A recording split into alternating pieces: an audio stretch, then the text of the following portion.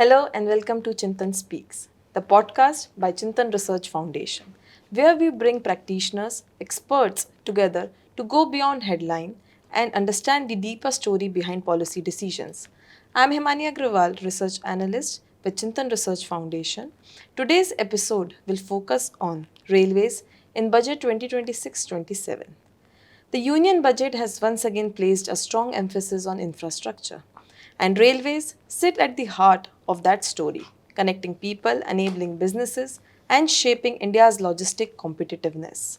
And as a young policy scholar, it is truly an honor to host a conversation with leaders who have been closely associated with railways at the highest level.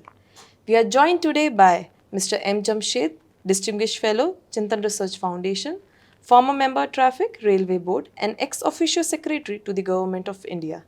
He has been former member to Central Administrative Tribunal and former senior advisor with the World Bank. We have Mr. Amit Varadan, additional member, Tourism and Catering Railway Board, member of Ministry of Railway, who has also served as a Principal Executive Director, Safety Railway Board. He has been the Joint Secretary, Ministry of Road and Transport, Highways, and Joint Secretary with the Department of Heavy Industry. Today with us, Mr. Shobhit Bhatnagar, Director, Operations and Business Development at DFCCIL. He was former Group Manager at Concor, bringing deep experience in freight operation, infrastructure development, and multimodal logistics. I welcome you all today. To begin, let's start with the bigger picture. Mr. Jamshed, let me begin with you. You have been closely associated with railway budget process, both in the era of separate budget and with after the merger. So this year budget has made a key announcements regarding the railway sector and also in the capex allocation. So how do you read the intent of the railway budget this year? Thank you very much, Himani, for having me on this podcast. It's always a pleasure talking on the Chintan Speak. And as far as railways is concerned, and you said the overall picture, railway is huge. It's a mammoth organization. Its business is absolutely amazing and incredible. In this country, in fact, if you really look compared with any other service department, this is the biggest service provider. When we look at the budget, we find that at this point of time and with 2026 budget, the earning and expenditure profile of Indian Railways is anything around 5,80,000 crores. I mean, which just cannot be compared with any other ministry, which is a service-oriented ministry. I have, as you rightly mentioned, because I call myself a dinosaur of the railways sort of thing, but 2016 was the year when the last ever budget of the Indian Railways was presented by Mr. Suresh Prabhu. And I happened to be the member traffic at that point of time and also saw the transition from the railways budget to the budget in the railways, as I call it, and the merged budget in 2017, which was presented by Mr. Arun Jaitley, the then finance minister. We have seen over a period of time that railway has always been in the focus of the government, and especially a very keen interest has been shown and taken by the Honorable Prime Minister in the railway sector. From 2014 onwards, I mean, there's a growth story. I mean, that kind of a decade that we have seen, 2014 to 2025, in fact, just 2 years prior to this period. And if we make a comparison with the decade that has gone by, 2003-4 to 2013-14, we find tremendous development that has taken place. It could well be called the golden decade of Indian Railways. When we look at some of the basic, roughly that I recollect, the figures are in that decade of 2003-4 to 2013-14, if the total cumulative loading, freight loading of the Indian Railways, I mean, which is in any case is 2/3 of its revenues and the golden goose, as I call it, was 8,000 million tons. And in the decade that has just gone by, I mean, it moved from 8 to 12,000 million tons. In terms of the capex allocations towards its capital expenditure for projects, etc., in the previous decade, 2004 to 14, it was 1.5 lakh crore, which has gone up to 8.21 lakh crore. And this I am talking about leaving the last 2-3 years, where a phenomenal increase has taken place and the allocation towards capex of Indian Railways has gone up to 2,50,000 crores, 2,60,000 crores, and this year 2,78,000 crores. In 2,78,000 crores, if we add another 12,000 crores of extra budgetary resources, then it works out to almost about 2,90,000 crores, which is phenomenal. Now, if we really look at the overall picture of the Indian Railways, I mean, in summary or in brief, I have always been writing about it also and talking about it. It is into two divisions. In fact, when the budget is presented, we only talk about the budget announcements and also about the capital expenditure that has been pegged for the railways. Estimated 2,90,000 I have already talked about. And then, of course, there are two major announcements this year. One is of a dedicated freight corridor, east-west dedicated freight corridor between Dankuni and Surat. And second is about 7 new high-speed corridors. So we'll talk about that a little later, but at the same time, I would like to say that the other important segment is the revenue budget of the railways. Revenue budget talks about the railway business and the business development and how the business has taken place and how it's looking forward and how is moving forward. We have seen that over a period of time, and I just now told you about the decadal progress that has taken place. But last year's budget 2025-26, we saw a total budgetary estimates of about 3,02,000 crores. That is basically the earning estimates from freight earnings and passenger earnings combined together. Revised estimates, it has been reduced to 2,78,000 crores. That is almost a dip of 22,000 crores.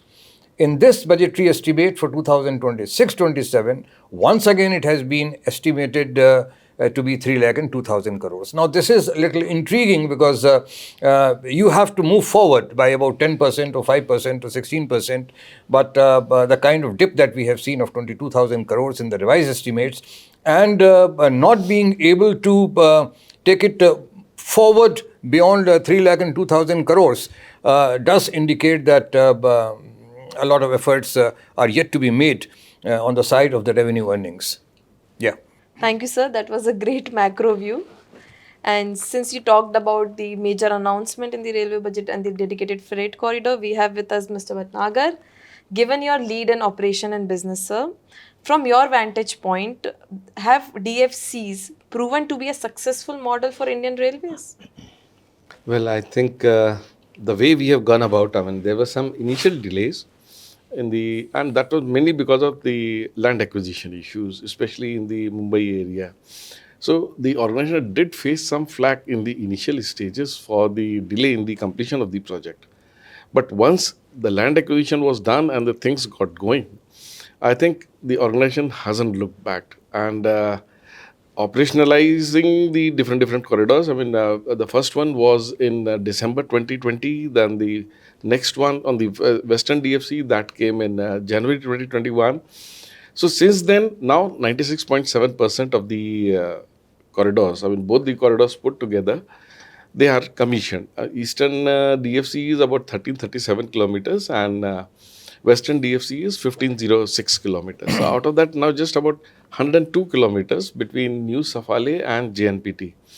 That is left for commissioning, and it is targeted for commissioning in this month, I mean March 2026, end of March 2026. So this should happen.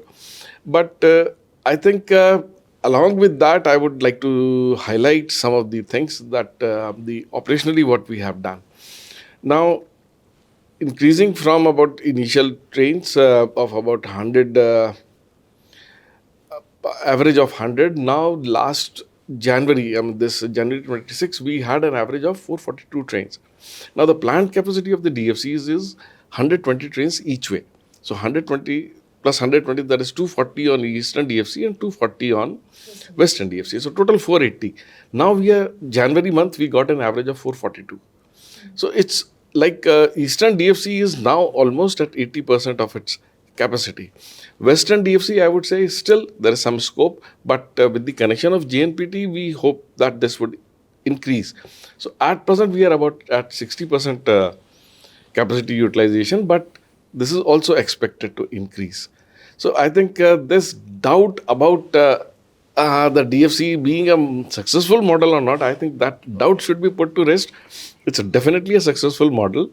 Working on, we have shifted on the adjoining sections. We have already shifted all the goods trains that could have been shifted to DFC. They have been shifted.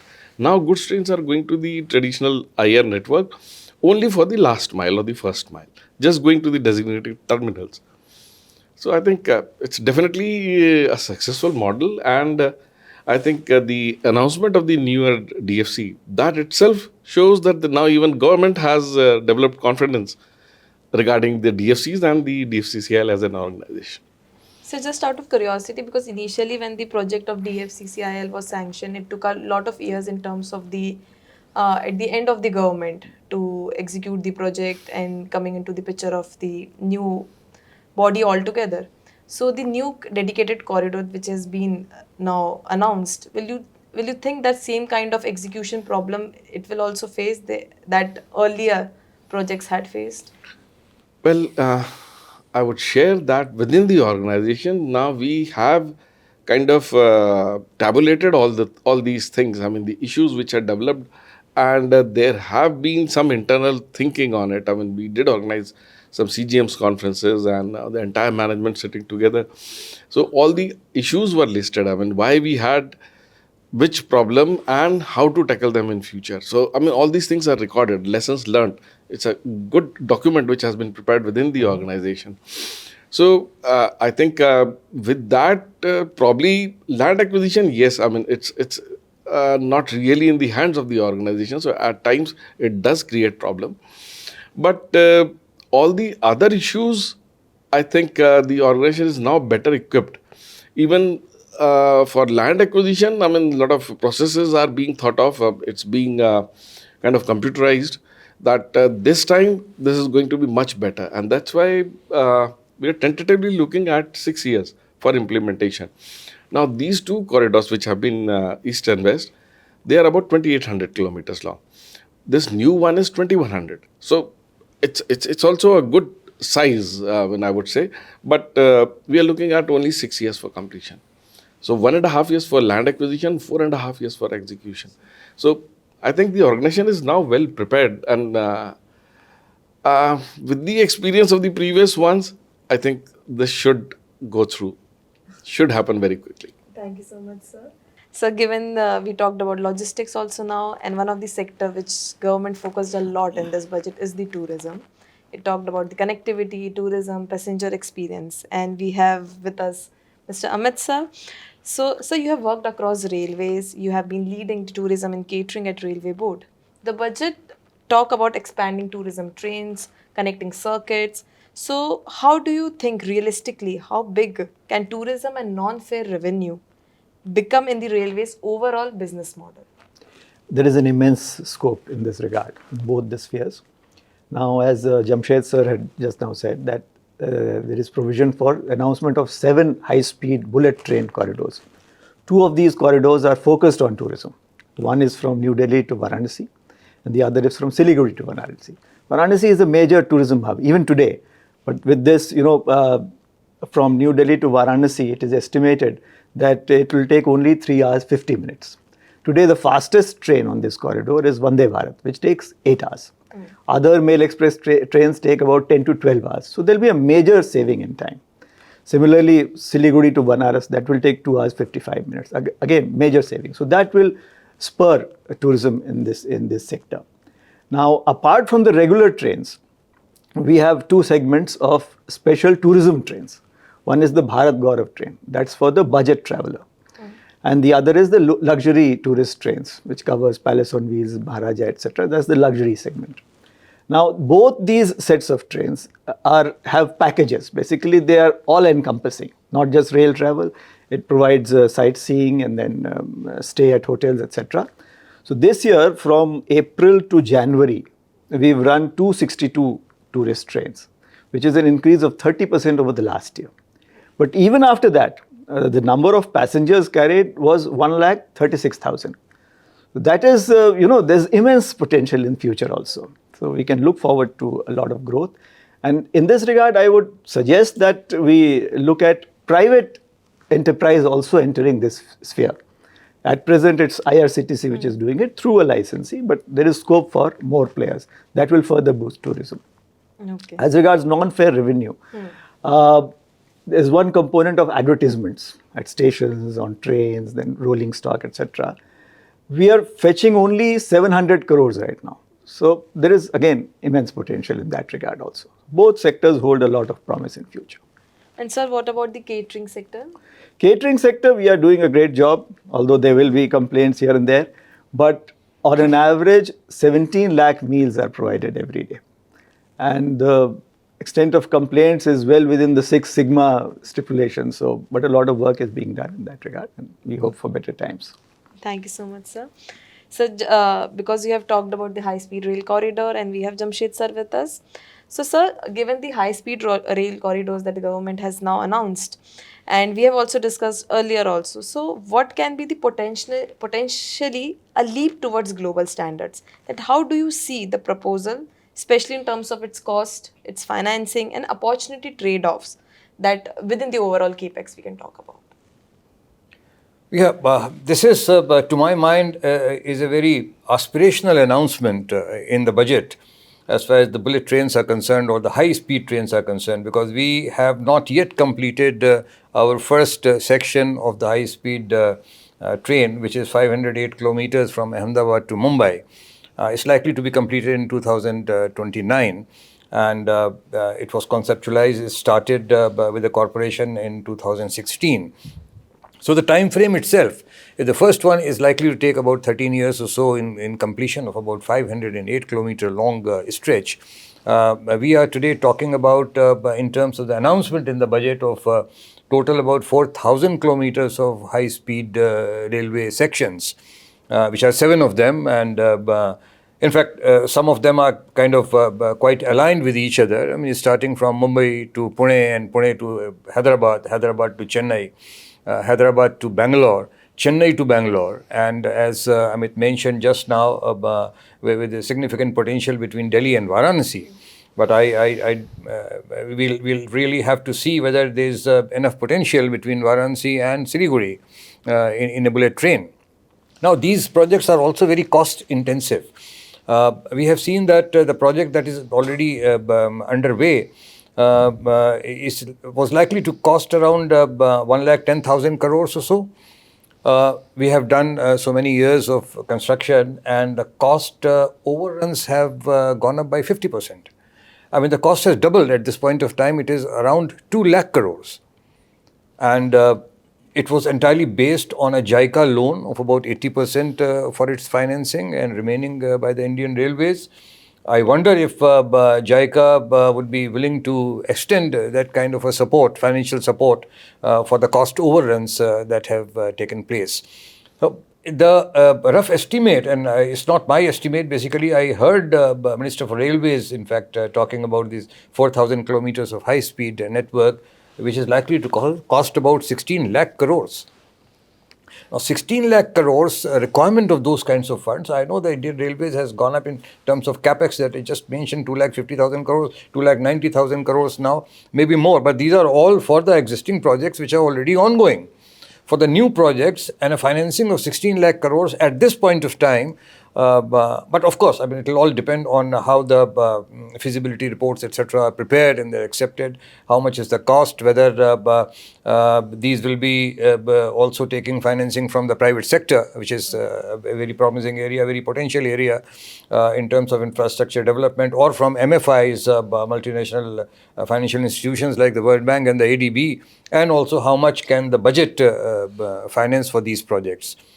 As an example, I mean, like high-speed rail network now is in more than 20 countries, and especially all the European countries have high-speed corridors starting from France and Spain and Britain, and of course here you have South Korea and China in many cases leading, Japan.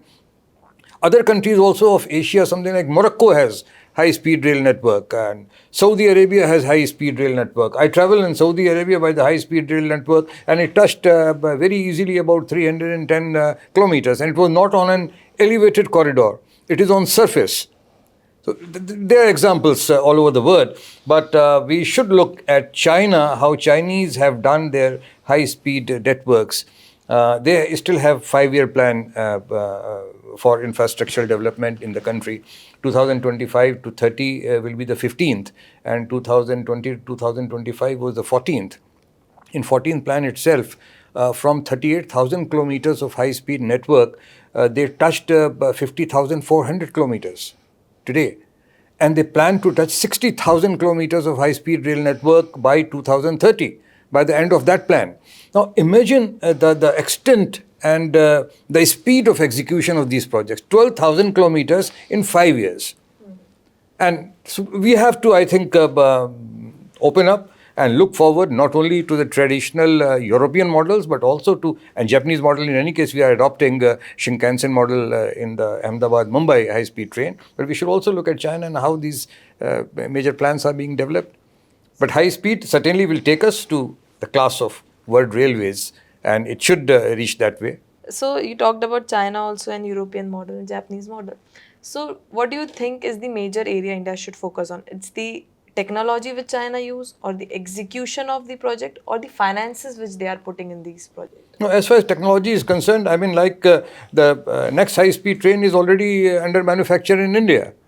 So it is, these days the model is basically TOT, transfer of technology, or joined together, and you can manufacture anything that is possible here. I mean, from the infrastructure in any case is being developed for the high-speed rail network by Indians here. The rolling stock is being manufactured. So everything practically. So we don't have to go in for any other model. I mean, we can have our own model, and it's a technology which is known all over the place. But it's all about the speed of execution and the financing in place, and also how economically viable these projects would be, or financially viable these projects would be, where we have the resources are still in constraint, and we have to distribute the same amount of money in different sectors. Thank you so much, sir. That was a very practical lens that you have given. Sir, we talk about as the logistics and the freight to be the business identity of India. So, and we have already started the discussion with the talking about the new freight corridor. So, the new corridor, the Dankuni Surat corridor, or we call the East-West corridor, what do you think is the realistic completion timeline, and how the financing will look at? Are we planning to bring in private sector, or we planning to have a credit line from the either World Bank or financial institutions? So what do you think will be the overall picture to the new corridor? Well, it's a bit early to talk about the financing part. In fact, these discussions are still going on. So, but we have received some indications that about 40% the ministry would be getting. But remaining, probably we have to go in for some other model. I mean, but at present, I would say it's a bit too early to really say what exactly would be followed. These are still under discussion. And I think once the project is sanctioned, this was just an announcement. I mean, once the sanction comes in, the details come in, the probably the DPR would also go through some revision with regards to the alignment and the number of stations, the business activities planned. So I think the financial part, it's slightly early, but yes, I mean, it's again a corridor which would be serving coal and iron ore both, and to some extent, I mean, the containers also. I mean, Mumbai, Nagpur area, if we see, so there are a good amount of container movement also. So in that sense, yes, coal and iron ore both are going to get benefited. I mean, the iron and steel as well as the thermal coal moving to the thermal powerhouses. So definitely, utility-wise, it's a great thing. It's going to serve the country quite a lot. But financing part, I think it's a bit early. I think it will take some more time to kind of crystallize. If we talk about the future of DFCs in India, so is any like a decadal vision you have in mind, or you have discussed about it previously? Yes, I mean, there are some future plans also. I mean, we had submitted, DFCCIL as an organization had submitted 3 DPRs to the Railway Board. So this was one of them, East-West. Now, the other one is the East Coast one. That was Dankuni to Vijayawada, and slightly ahead of it, now it is extended up to Nidro Brolu. station. So that is slightly ahead towards Chennai. So and there is a plan for a north-south one also, that is from Itarsi to Chennai. So that way, these are also kind of estimated. The Itarsi to Chennai is about 940 kilometers, and Dankuni to Vijayawada was about 1100 kilometers. So this again would be around 2000 kilometer kind of. And the basic philosophy behind the DFCs has been that the golden quadrilateral and its diagonals, they form just about 16% of the network, but carry about 56% of the freight. So going along that, now eastern western corridors have come up. That is the two sides of the golden quadrilateral. Plus, this is a kind of the diagonal, east-west diagonal, which has now been sanctioned. So we expect that the others would also be done. And in the with the east and west corridors that we have, now these are also just forming just about 4% of the total Indian Railways network. But we are already carrying 13% of the GTKMs, of the freight traffic, which is more than any of the existing zones. So that way, the utility-wise, it's very much required, and we do hope that we go in for some more DFCs in future. Thank you so much, sir. So, just we have talked about as a business unit. Now we talk about the passenger segment of the Indian Railway. So, the passenger segment is mostly described as the structurally loss-making sector. And in your view, can the passenger rail services ever become the self-sufficient enough? Now, at present, there's an estimate of 2023-24. The passenger subsidy is to the tune of 60,000 crores. That is about 45% of the passenger rail cost. So that is borne by the organization. The passenger pays only 55%. So this is a loss-making endeavor right now. And if we look across classes, it is only AC3 tier that is making profits of about 3,000 crores. The other classes are into losses. Now, this will have to be taken as a social service obligation. That is how it is shown also in our papers. Now, the problem is that fares have not been increased over the years. In fact, in July, on the 1st of July 25, fare revision was undertaken in a very limited manner after a gap of 5 years. And what was the fare revision? It was half paisa per kilometer to 2 paisa per kilometer for premium classes. That was the rationalization. Then another round took place in December. So 1 paisa per kilometer for ordinary class travel beyond a certain 210 kilometers and 2 paisa per kilometer for other classes. So these prices will have to be increased gradually. We cannot have gaps of 5 to 7 years, It will have to be done on an annual basis. Otherwise, it won't be self-sustaining. So that is required. If there is an issue about it, then probably it will have to be borne, say, by the General Exchequer, because if railways is to run as a commercial enterprise, having such a huge subsidy burden may be a problem. We can also probably look at train-wise profitability. That is not being done right now. So, and that can throw up results like which trains will never make profits, which will be perennially loss-making. Then a tough call will have to be taken whether those trains should run.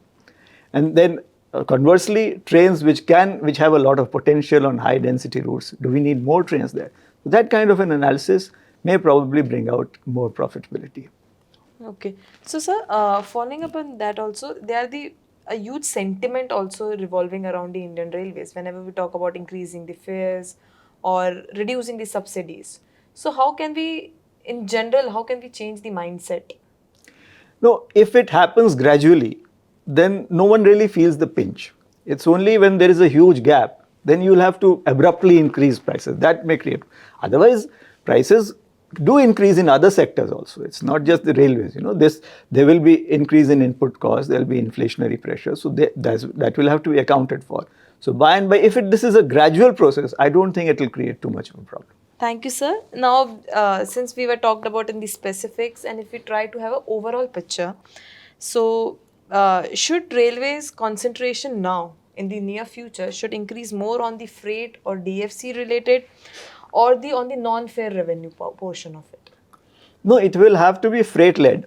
After all, during the last decade, freight contributed about 2/3 of the total internal revenue of the railways. So whatever happens in the freight sector has a very big bearing on the railway finances. So, and non-fare revenue is a small segment even now. There is a lot of potential, as I said earlier, but for quite some time to come, freight will have to be the breadwinner. Sir, since the freight is the breadwinner for the Indian Railways, sir, can you explain us how the freight corridors in general and the railways in general help in reducing the logistic cost overall for the private sector or the business sector in India? Well, I would say that the dedicated freight corridors, I mean, in general, yes, Indian Railways or the railways in comparison to the roads or the air, I mean, it's definitely a greener transportation mode, I mean, that we all know. But apart from that, I would say that dedicated freight corridors give two distinct advantages in comparison to the normal railway lines. One is the axle load. That normally on Indian Railways we have 22.9 tons axle load. Now DFCs have been designed for 32.5 ton axle load. Although at present the track structure is 25 tons, but it can be upgraded even up to 32.5 tons. So with the commissioning of these corridors, now we have become member of the exclusive club of 8 countries, I mean, which are running heavy haul trains, I mean, with that as they call it. So minimum 25 tons traffic should be there for over 200 kilometers. So now we are doing that, so we are members of that. Other advantages that for most of the sections or the double line sections that we have on DFCs, it's automatic signaling with 2 kilometer distance, inter-signal distance. Now that gives us a capacity of 120 trains each way. Normally, I would say that when we go for multi-tracking or other things, the increase is just about 60 trains per day. But DFC, because it's automatic, as per the specification, this is giving us 120 trains each way. So this immediately leads to a creation of line capacity, which kind of takes in the existing traffic plus creates something extra for the future also, future expansion also. So that way, I mean, these two things, I think, apart from that, the Western DFC now, and as well as the East-West DFC, that is also planned to be high-rise OHE. Now, with the high-rise OHE, we are moving double-stack container trains. So for the container segment, it brings in a lot of, kind of a revolution. I mean, with 25-ton axle load, if we are moving double-stack long haul, now that becomes 90 into 4, that is 360 TEUs per train. Now that's a substantial thing, because the upper deck goes at 50% concession.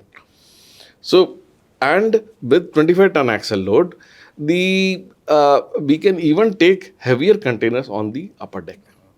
So that makes a lot of difference, and it brings down the cost. Sir, since the logistic cost is reduced if you talk about the dedicated freight corridor, but however, when we talk about the businesses in India, mostly are the small sectors, mostly small, medium enterprises which are working on, and they talk about the last mile connectivity of the logistic system in India. So, how do you think Indian Railway can play a role in there? Yes, I mean, of course, I mean, definitely, I mean, the last mile is definitely through roads. But now we have done an experiment on DFC, that was trucks on train. It wasn't really a novel idea. I mean, I would say that yes, Konkan Railway had been running a trucks on train kind of a thing, but over the Konkan Railway portion. But now what we are doing is we are taking the heaviest of the trucks, the 56 tonners, I mean, the maximum payload that is permitted as per the NHAI. We are carrying those heavy trucks also. And we had started this about 3 years ago. It's been running between New Rewari and New Palanpur. And now we are getting newer wagons, which are specifically designed for this. They are called flat multi-purpose FMP wagons. First rake has already come in. We have done some trials with that. Now, this is common for carrying containers, trucks on train, as well as carrying steel. So that's why it's being called multi-purpose. So now about 1,300 wagons are ordered already by Railway Board. So we expect that even this trucks on train should become popular. So that, because in containerization, there is still some handling at the end, I mean, at the terminals. Here, there is some amount of wastage in terms of that the tear weight of the truck is being carried, but it gives a kind of, uh, the end-to-end kind of connectivity. So that is another thing I think should become popular. Thank you so much, sir. Uh, since we have covered this specific topic, and now I'll ask Jamshed sir to give us a more overall uh, zoomed out lens towards the key achievements and what are the current constraints regarding the railways, and also about the capex and the revenue budgeting and overall. Well, I would, most of the points, in fact, very valid points have been covered by Shobhit and Amit. I would think that freight, in any case, Indian Railways will have to concentrate on freight. And for that, they have to keep in view the Vision 3000 million tons document. And this is a vision that was prepared by Indian Railways. It's not only a vision, but it was a plan. In order to achieve that, by 2029, which has now been shifted to 2030, certain infrastructural works were to be completed, and I'm sure that the work is already on that. And it was announced everywhere that this is very achievable and it will be done by 2030. Looking at the growth pattern, which is around 1700 million tons in 2025-26 ending, that was the target, and I'm quite hopeful that that will be achieved. Remaining about 1300 million tons, achieving that as an incremental loading and reaching 3000 million tons by 2030 is going to be an enormous challenge, and Indian Railways will really have to look at that. This is about the freight part. On the passenger side, we have seen that last year's budgetary estimates were 92,000 crores. Now, these were revised in the revised estimates to 80,000 crores. And for 2026-27, again, the passenger revenue estimates are 87,000 crores. So this is not going anywhere in terms of the growth. I mean, the sheer number of the growth of passengers, which is also gradually increasing. In fact, Indian Railways has not yet reached the pre-COVID levels, even till this year. So therefore, they will have to really work on the passenger fares, and for passenger fares, the only solution is increase of passenger fares. As Amit had also discussed, this increase will have to be incremental, but this will have to be year on year in an organized manner. Every year for the next 5 years, it should be made that at least reach the break-even level. If you are charging just about 55 paisa out of the ticket and 45% and 45 paisa is your subsidy, I mean, you should continuously, gradually increase to reach the level of break-even and not have a loss-making major segment on Indian Railways. For the fare increase and for rationalizing the tariff and the fares, Indian Railways need to really relook at some kind of a independent rail tariff regulatory authority empowered to be able to decide the fares and the freights by keeping in view the market forces and how the economic development is taking place. This is one. On the capex side, certainly the cost overrun and the time overrun is something that is this precious capital that is coming to railways of 250,000 crores plus or 290,000 crores should not get wasted, in the sense that it should not be utilized towards the cost overruns that are taking place. In 2024, there was a report of Ministry of Statistics and Program Implementation that indicated that out of the 51 projects, which are the most badly delayed projects in India, all sectors combined, 26 were of the railways.